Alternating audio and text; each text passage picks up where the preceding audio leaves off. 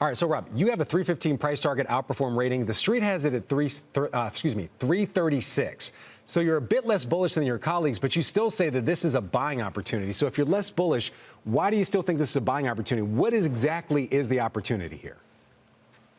Well, I mean, first of all, Frank, the price targets are hard to formulate right now because the numbers for free cash flow are so wildly variant. And that's one of the things that I think will need to be discussed tonight on the call. You look at some of the concerns around free cash flow and CapEx.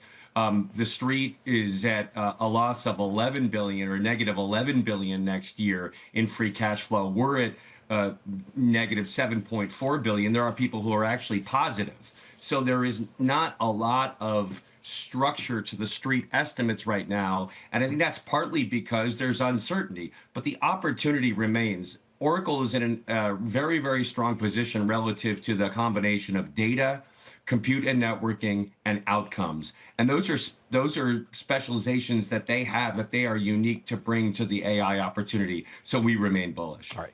You mentioned free cash flow. Another metric a lot of people were focused on was their RPO, remaining performance obligation.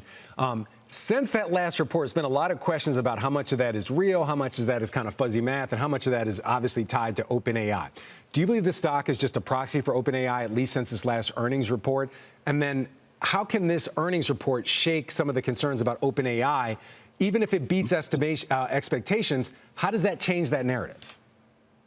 Well, there's no question in my mind that the stock has been a public proxy for OpenAI. We've seen it throughout the performance. And, you know, I'm not an expert on code reds, but they don't sound good. And so when you see things like that, certainly the public proxy for that is the company that has the largest contract, and that's Oracle. Now, that having been said, Frank, CoreWeave reported recently, and that is another closely watched company in this space. They talked about an incremental concern around supply chain, which is something that's also on people's minds. That having been said, the stock shook off those concerns and has been up nicely over the past week. So recent action in Oracle has been better. We think that the concerns remain on the debt market. And the bottom line is Oracle is transitioning from an asset-light software company to an asset-heavy, capital-intensive company. That's not easy for any company to do. The street's going to be closely watching it, and they're going to want more information. But in terms of positioning on AI, we remain bullish. All right. To that point, you also talk about the valuation. So you say two things I think are a bit conflicting in this latest note that you put out. You say we're in the first inning of the AI trade, but you also mentioned the valuation of Oracle at about 27 times, 27 forward EP. That seems like almost meaningless. 27 times seems like it's almost a bargain if we're really only in the, I think you say the top of the first inning on top of that. If we're only in the top of the first inning, doesn't that mean the stock's a bargain and there's a lot more runway for this name and for its plan?